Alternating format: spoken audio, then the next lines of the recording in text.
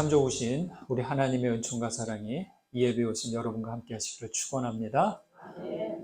더위 잘 버티셨습니까? 예, 감사합니다. 정말 무더운 날이었는데 어제 약간 누그러지고 선선한 바람이 불고 오늘 아침까지 참 이게 온도 차이에 의해서 우리 사람이 이렇게 왔다 갔다 해야 되니까 참 우리는 연약하구나 하는 생각이 들었습니다. 어린 시절 명절 때 저의 당숙댁에 갔다가 책장 가득히 꽂혀 있던 가문의 족보를 본 적이 있습니다. 여러분들 각 집안마다 그 족보가 있으시죠? 한 20여 권 정도 되어 보였는데요. 당숙께서 한 권을 다 꺼내시는 거예요. 그 한 권도 이렇게 두껍습니다. 그런 다음에서 그 한 권을 꺼내서 펼쳐서 딱 이렇게 보여주셨는데 거기엔 저희 조부모님, 아버님, 숙부님들의 이름이 적혀 있었고 저희 아버님 이름 아래에 저의 이름이 있어요. 저의 이름이 어떻게 적혀 있냐면 지금 제 이름이 아니라 이계환으로 적혀 있습니다. 개자 돌림이에요. 예, 족보에 따라서 저희 이제 앞에는 헌자 돌림이고 저는 개자 돌림이고 이제 이 다음은 제자 돌림으로 되는데 제 이름이 없어서 좀 서운했지만 이계환 이 이름이 바로 저라고 집어주셨습니다. 성경에 나온 족보는 늘 지루하게만 느껴졌는데요. 저의 이름이 들어간 그 족보는 이게 좀 다르게 다가오더라고요. 왜 그럴까요? 내 이름이 있으니까. 만약에 거기에 내 이름이 없다면 어떻게 될까요? 저는 족보에도 없는 사람이 되는 거죠. 족보책을 앞뒤로 이렇게 넘겨가면서 빼곡한 이름들을 보는데 나라는 사람이 어쩌다가 우연히 생겨난 존재가 아니구나 하는 사실을 깨달았어요. 참 어렸을 때 초등학교 때 본 일인데도 생생하게 기억이 남습니다. 만약에 내 이름 위에 어느 때 그 누군가가 계시지 않았다면 나는 존재할 수 없다는 생각에 무서운 생각이 들기도 했습니다. 족보는 단순히 사람의 이름을 나열한 것이 아닙니다. 기록된 이름만 보아도 아득한데 기록되기 그 이전의 이름들은 헤아릴 수 없을 정도였을 것입니다. 그렇게 거슬러 올라가다 보면 생명의 시작이신 하나님께 이어질 것입니다. 성경에도 족보 기록이 많은데요. 생소한 이름들이 지루하게 다가옵니다. 그 족보에 나온 이름들 읽으려고 하면은 혀가 꼬이잖아요. 그죠? 네. 그러나 그 지루함에도 불구하고 그 족보는 뭐예요? 생명의 줄이라는 거예요. 생명의 줄에서 한 곳이라도 끊어지면 어떻게 될까요? 그 다음에 누군가는 존재하지 않는다는 거죠. 제천에 있는 교회에 부임하기 전에 저는 이곳 제천에 한 두세 번 정도 와본 적이 있어요. 한 번은 배군면에만 왔다 갔고요. 또 한 번은 봉양에 이제 제 친구가 작은 교회 사역하고 있었거든요. 그 들렀었고요. 그리고 또 한 번은 정선을 가기 위해서 갈 때, 그때는 이제 이 전용도로가 많지 않았잖아요. 그러니까 제천을 지나가야 되는데, 제천역으로 와서 중앙역 쪽으로 가다가 지금 저기 교동 어딘가에서 저 외곽도로로 빠져나갔던 기억이 있습니다. 그때 이렇게 제천 중앙로를 지나가면서 이런 데 어떻게 살아? 죄송합니다. 제가 그때 그런 생각을 잠깐 10초 정도 가졌어요. 치악제와 박달제와 청풍으로 둘러싸인 이곳이 이 강원도 못지않은 오지와 같다라는 생각이 들었습니다. 그때 이런 생각도 했어요. 만약 내가 이런 지역에 오게 된다면 올 수 있을까? 만약 또 오게 된다고 하더라도 오랫동안 머물 수 있을까? 힘들 거야. 괄호치고. 힘들 거야. 이런 생각을 했습니다.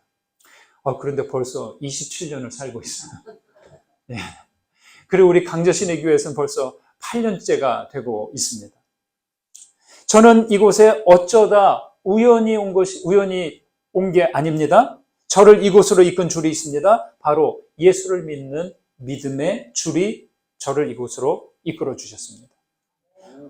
우리는 어떻게 이곳에서 한 교회로 함께하고 있습니까? 다른 것 없습니다. 우리 모두 믿음의 줄을 붙잡았기 때문일 것입니다. 두 개의 줄을 말씀드렸습니다. 하나는 생명의 줄, 그리고 또 하나는 믿음의 줄. 생명의 줄과 믿음의 줄, 둘 다 하나님으로부터 비롯되고 하나님께 이어져 있다는 거예요. 끊어지지도 않고 끊을 수도 없습니다. 우리가 태어나기 이전은 모릅니다. 어떻게 하다 여기까지 와서 살고 있는 것인지는 모릅니다. 하지만 분명한 것은 생명의 줄과 믿음의 줄을 붙잡고 계신 하나님께서 우리를 지금 여기까지 이끌어 주셨다는 겁니다. 바울은 로마서 8장에서 말합니다. 바로 앞에 8장에 보면 35절. 누가 우리를 그리스도의 사랑에서 끊으리요? 환난이나 공고나 박해나 기근이나 적신이나 위험이나 칼이라. 39절. 높음이나 깊음이나 다른 어떤 피조물이라도 우리를 우리 주 그리스도 예수 안에 있는 하나님의 사랑에서 끊을 수 없으리라 라고 합니다. 여러분, 생명의 줄과 믿음의 줄은 끊어지지 않습니다.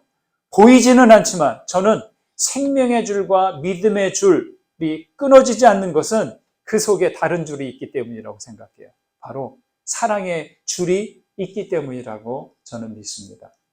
여러분, 생명의 줄과 믿음의 줄을 놓지 마십시오. 그 안에 있는 사랑의 줄을 꼭 붙잡고 여러분 믿음의 여정을 계속해 가시기를 주님의 이름으로 축원드립니다. 사람은요, 좁고 험한 길을 피하고 넓고 평탄한 길을 선택합니다. 그게 일반이에요.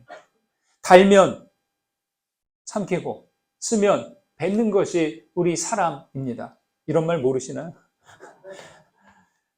아시는데 모른 척 하시는 것 같아요. 그런데 우리 예수신앙 가진 사람들은 정반대로 행동하는 사람들이에요. 예수님부터 그렇게 하셨어요. 예수님은 자기를 적대시하는 사람들로 들끓고 있는 예루살렘으로 향했고 끝내 십자가의 길을 걸어가셨습니다. 바울 사도 역시 자기가 개척한 교회들을 순방하면서 조금은 편하게 선교여행을 하면서 여생을 마쳐도 됐는데, 하지만 바울은 모두가 만류하는데도 적대자들이 칼을 갈고 있는 예루살렘으로 들어갔습니다. 오늘 이 9장에는 바울 사도가 동족을 향한 결기 어린 그 심정이 담겨 있습니다. 오늘 말씀을 보실까요? 1절에서 3절을 보십니다. 함께 읽습니다. 내가 그리스도 안에서 참말을 하고 거짓말을 아니하노라. 나에게 큰 근심이 있는 것과 마음에 그치지 않는 고통이 있는 것을 내 양심이 성령 안에서 나와 더불어 증언하노니 나의 형제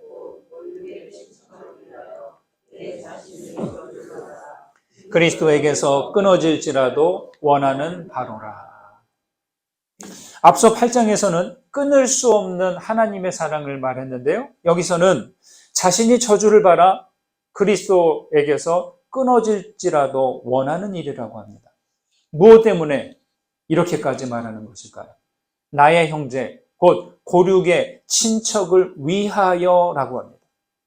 고륙, 친척이라고 표현했지만 사실 이 대상이 되는 이스라엘 전체는 바울을 박대하고 이제는 살의를 품고 있는 그런 상태입니다.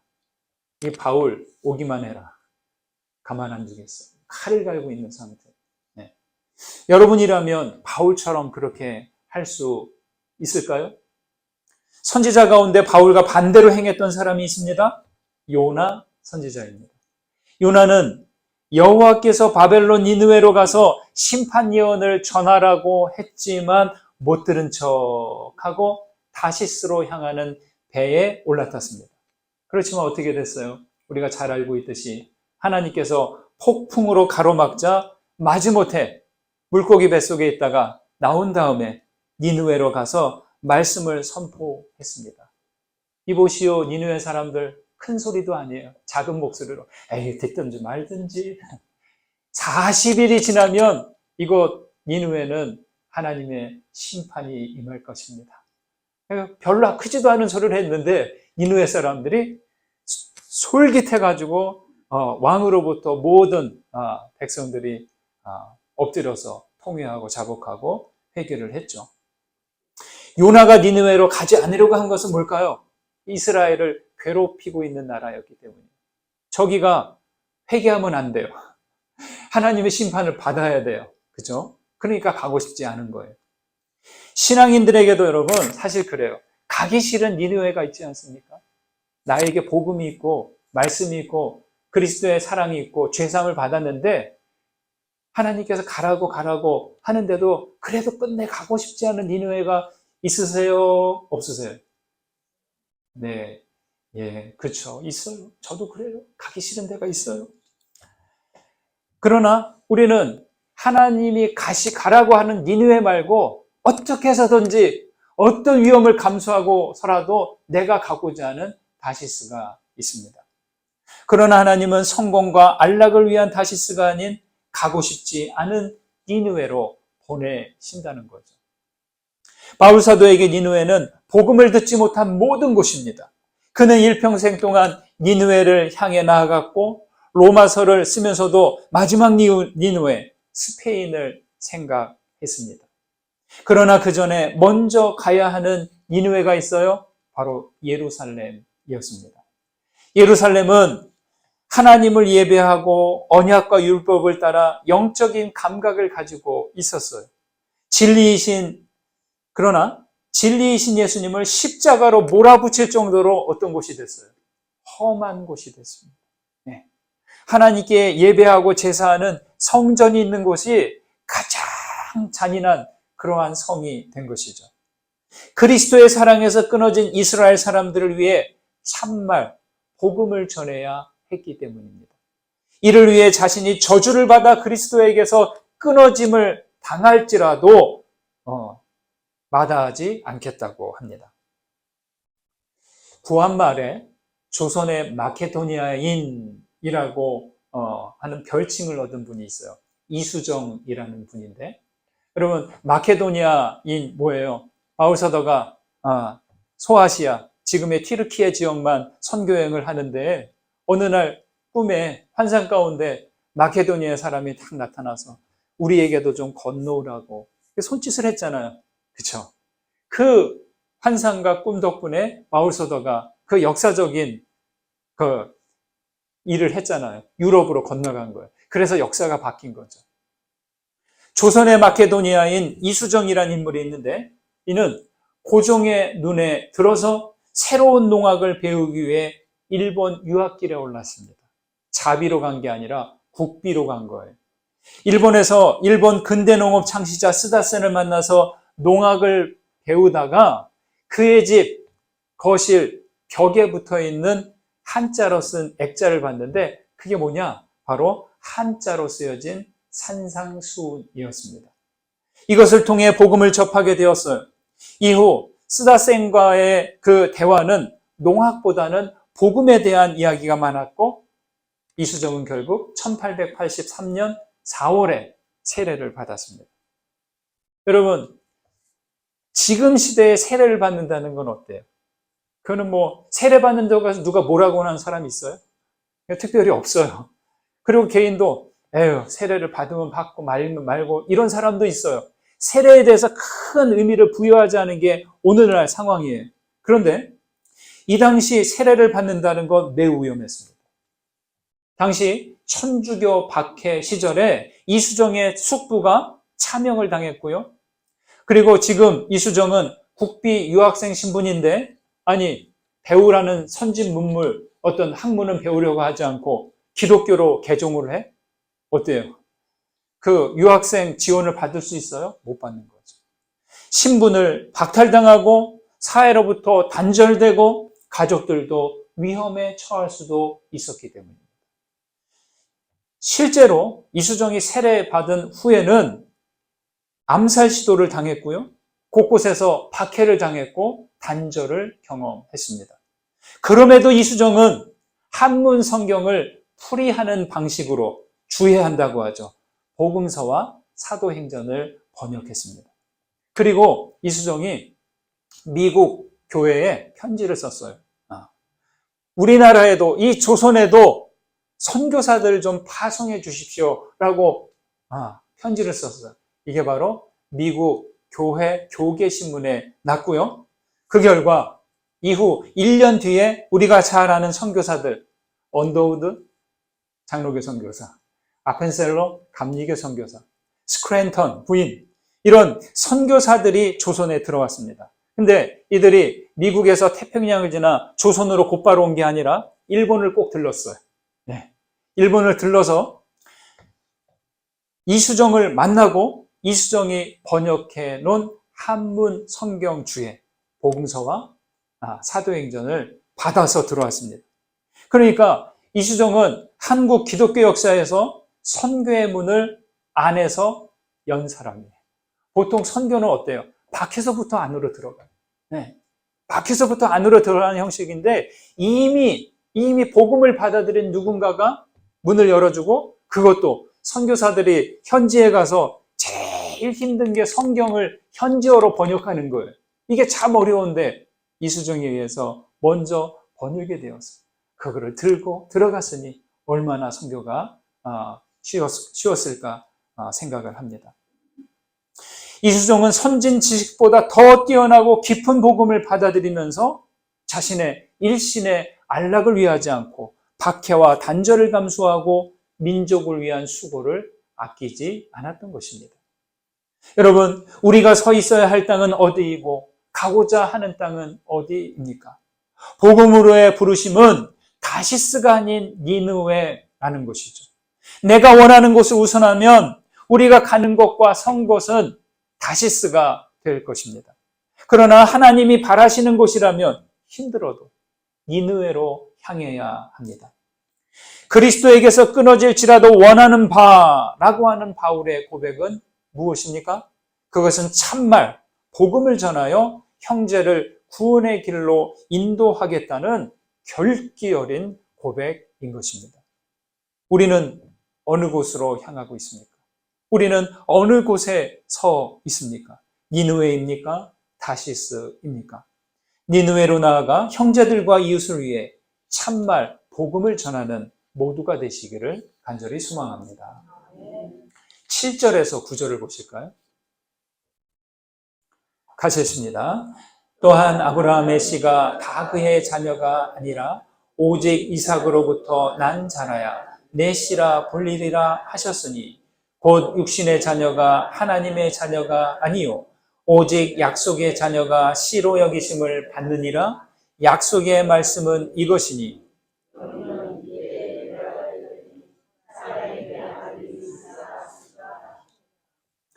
이스라엘은 하나님의 언약 백성이 되면서 많은 혜택을 받았어요. 우리 앞에서도 나오잖아요. 양자됨과 영광의 언약들을 받았죠. 율법과 예배와 약속들을 맺었어요. 그리고 그 혈통에서 예수 그리스도께서 나셨습니다. 모두가 부러워하는 족보를 가지고 있어요. 그런데 바울은 이스라엘에게서 난 그들이 다 이스라엘이 아니다라고 합니다. 여러분, 요 말을 유대인들이 된 입장에서 한번 생각해 보십시오. 이거 어떨까요? 화가 발끈 나는 거예요. 당신들이 유대인이라고 해서 다 이스라엘 사람이 되는 게 아니요. 여러분, 완전히 이건 혁명적인 이야기죠. 발칵 뒤집히게 하는 말입니다. 그러면서 약속의 자녀가 씨로 여기심을 받는다라고 합니다. 아브라함의 씨는 혈통이 전부입니다. 그러나 이삭으로부터 난 자는 약속을 따라 얻은 아들이기 때문입니다. 이삭이 뭐 대단한 인물이에요? 여러분, 성경 창세기에는 이삭에 대한 기록이 많지 않아요. 겨우 5장밖에 안 돼요. 그렇죠? 혈통이란 조건이 전부라면 그 사람이 더 이상 노력하지 않고 현재의 조건에 안주할 것입니다. 태어나 보니까 내가 아브라함의 자손이야. 네. 자, 애를 쓰겠어요? 아브라함이 자손이 되기 위해서? 별로 노력을 안 한단 말이죠. 그와 달리 약속의 말씀의 조건이라면 그 사람은 매일을 약속의 말씀을 따라 순종할 것입니다. 약속은 약속을 따라가는 사람을 앞으로 나가게 합니다. 고통을 이기게 합니다. 게으르지 않게 해주고 어둠이 임했을 때 어둠을 지나가게 도와줍니다. 약속을 따라간 아브라함은 어떻게 했어요? 현실에 안주하지 않고 날마다 약속을 따라 나아갔던 것이죠. 그런데 어려운 문제가 있어요. 아브라함의 여정에서 가장 당혹스러운 것은 뭐냐? 하나님의 약속과 현실 사이에 단절이란 된 겁니다. 약속을 주셨으면 조만간 이 약속의 결실을 보여주셔야 되잖아요. 아니, 제대로 된 열매는 아니더라도 좀 끄트머리라도 좀 보여주시면 되잖아요. 그런데 약속이 있고 그 현실 사이에 약속을 이룬 그 기미도 안 보인다는 거죠. 하늘의 뭇별처럼 바닷가 모래처럼 자손을 번성하게 하시겠다는 약속을 받았지만 이삭이 태어나기까지 수십 년의 시간이 걸렸습니다. 아브라함은 약속과 성취 사이에 길고 구불구불한 길을 지나야 했다는 거죠. 하나님을 향한 신뢰를 그 과정에서 잃지 않아야 했습니다. 아브라함과 사라의 몸이 더 이상 자손을 낳을 수 없는 상태가 되었는데도 아들을 주시겠다는 약속을 붙잡는 일 쉬워요, 어려워요? 이건 너무너무 어려운 일이에요. 하나님이 약속을 하셨어요. 약속을 했는데 좀 내가 참을 만큼 견딜 수 있는 만큼만 있다가 딱 이루어지면 좋은데 이게 끝이 없어요. 안 보이는 거예요. 약속과 현실이 단절되는 거죠. 여러분, 우리 신앙이 바로 이래요. 하나님이 구원의 약속을 주시고 우리에게 복을 주시겠다는 약속을 하셨는데 그것이 이루어지는 그 김이라도 보여야 되는데 그게 안 보여요. 이게 단절되는 거죠. 그러니까 믿음의 길이 길고 구불구불하고 이게 말이나 돼? 이걸 믿어야 돼? 그렇게 마음이 드는 거죠. 그러면서 아브라함은 하나님과의 친밀한 관계를 맺었고요. 언약으로 이루어진 민족의 시적이 되었다는 거예요. 여러분, 그래서 약속을 따라 사는 일은 특별한 힘이 필요합니다. 그래서 약속을 붙든 이들은 피곤하고 길을 잃고 지치고 낙심되더라도 어때요? 에이, 몰라. 이래야 될까요? 피곤하고 지치고 낙심돼도 계속 그 길을 가야 하는 거죠. 라피 조너선 섹스의 책에 그런 내용이 나와요. 어느 시인이 셰익스피어를 이야기했어요. 한 시인이, 셰익스피어, 영국의 위대한 문호잖아요. 그 셰익스피어가 위대한 이유를 이렇게 말합니다. 사실과 이성을 쫓아 성급하게 도달하려 하지 않고 불확실성, 신비, 의심 속에 머물 수 있는 능력을 가졌기 때문이다. 이렇게 표현했어요. 여러분 생각해 보세요. 딱딱한 표현인데 여러분, 우리 인간은 불확실성과 신비와 의심이 계속돼요. 이 상태를 얼마나 버티세요? 버티기 힘들어요. 네. 너무 힘들어요. 혼란스러워요. 견디기 힘들어합니다. 이게 사람이에요. 그런데 여러분, 우리가 자주 즐겨보는 드라마, 영화, 처음부터 확실하게 결론을 맺고 이야기하면 어떨까요? 그거 안 봐요. 재미 하나도 없어요. 네. 누가 악당일까? 누가 나쁜 놈일까? 예전에는 분명히 보였어요. 한두 편만 보면. 근데 이제는 끝까지 누가 진짜 범인이고 악당인지 안 드러내. 오늘 결정을 해주면 좋은데 결정을 안 하고 다음 이 시간에 하고 딱 끝내요. 그럼 다음 시간 기다려야 된단 말이죠. 지금 K-드라마가 전 세계에서 이렇게 인기를 끊는 이유가 이겁니다. 결론을 금방 안 내줘요. 불확실하고 의심이 있고 또 확실한 것도 그 다음 편에 가면 또 뒤바뀌고 그런단 말이죠. 자, 셰익스피어가 문학가로서 그렇다면 아브라함은 믿음에 대해서 그랬다는 거죠. 아브라함은 하나님의 부르심을 따라 갈대아 땅을 떠나서 갈 곳이 어딘지 모른 채 떠났습니다. 여러분, 누군가가 여러분한테 자, 우리 갑시다. 일단 시동 걸어. 일단 출발합시다. 도대체 어디로 가는데 한 사람이 내가 가라는 대로 가. 그러면 갈 수 있겠어요? 가기는 가겠지만 너무너무 불안한 거예요. 요즘엔 어딘가를 가려면 같은 관내에도 내비게이션에다 목적지를 다 입력하고 경로 다 확인하고 이쪽으로 갈까 저쪽으로 갈까 그렇죠? 다 확인하고 출발. 그렇게 가야 안심해서 가야 되잖아요. 매 순간 왼쪽으로 오른쪽으로 뭐 이런 얘기 다 해주잖아요. 확실해야 안심하고 운전을 해요. 근데 아브라함은 안 그랬다는 거예요. 매 순간 모르는 상태에 나아갔습니다. 아브라함이 보여준 믿음은 뭐냐? 바로 불확실함과 함께 살아가는 용기였습니다. 여러분은 지금까지 살아오시면서 내일 일을 알고 살아오셨습니까? 여러분, 이걸 알고 살아온 사람 하나도 한 분도 안 계실 거예요. 만약 안다면 복권 사러 갔죠? 우리 저 굴다리 지나서 오다 보면 맨날 그 복권집 앞에 차들이 세 있어서 거기 지나려면 막 차들이 엉키고 막 그래요. 어제 보니까 복권 사러 차 세우는 데가 한 7, 8대 되는 것 같더라고요. 네. 여러분, 그 대신 아브라함이 확실하게 붙잡은 게 있습니다. 뭐예요? 하나님과의 약속입니다. 그는 약속의 말씀을 따를 수밖에 없었습니다. 약속은 하나님이 함께 하시겠다는 하나님의 현존하심에 대한 증거입니다. 그는 약속이 이루어질 것을 알았기에 언제 어떻게를 알지 못하는 그 불확실성을 안고 살아갈 수 있다는 거예요. 여러분, 약속이 없으면 불확실한 매일매일을 살아갈 수 없습니다. 신학자 폴 틸리는 믿음을 이렇게 말합니다. 조금 전에 말씀드렸듯이 불확실성을 안고 살아가는 용기, 이게 믿음이에요. 다시 한번 말씀을 드릴게요. 믿음은 불확실성을 안고 살아가는 용기입니다.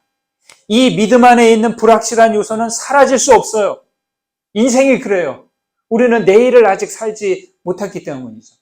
그렇다고 믿음을 맹목이라고 말할 수는 없습니다. 불확실하기에 오늘도 모르고 내일은 더더욱 모르지만 거룩하신 하나님을 경험함으로 오늘을 감당하고 살아가는 것이죠. 거룩하신 하나님을 어떻게 경험할 수 있습니까? 다른 것 없습니다. 약속의 말씀을 따라갈 때 하나님을 경험할 수 있는 거죠.